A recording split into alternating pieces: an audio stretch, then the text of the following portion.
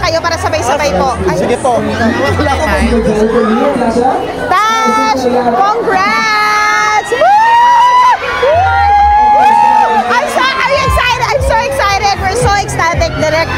Here's the whole cast of Bad Genius, everybody. And of course, our director. Direct thoughts lang sa direksyon mo para rito. Malaking bagay na kailangan nilang makita muna. Kailangan niya abangan. I'm so excited na ipapalabas na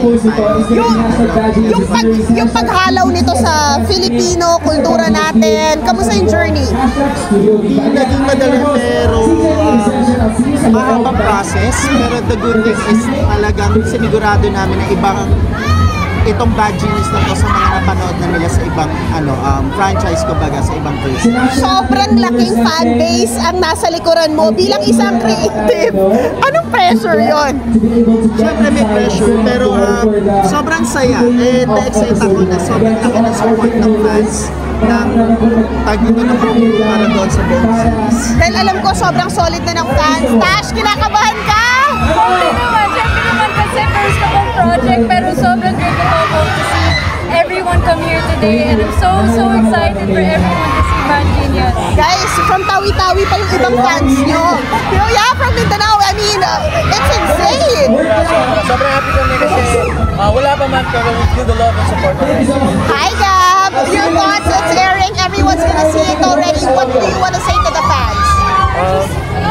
Ay, sabay pa magsalita. Thank you guys all for coming.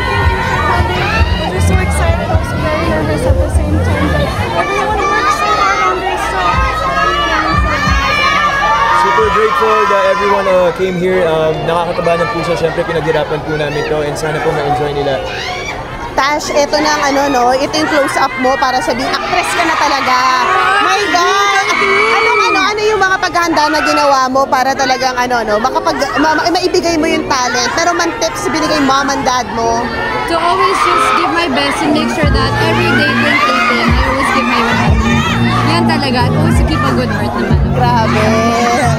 Gyros, kamusta kayo? Kamusta yung group chat ninyo? Ano mga pinag-uusapan ninyo?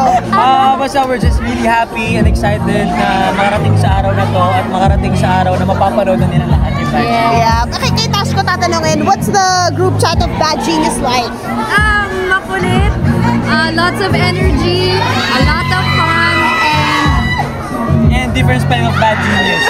Bakit? Bad Genius. Bod! Bakit? Bakit? wala lang. Bod Genius. Ano to ba yung inside joke nyo? I'm not sure if you heard my I'm not sure if you heard my question, but I wanna see what the mood is in the group chat of Bad Genius. Bad Genius. Sino pinakamakulit? Gab.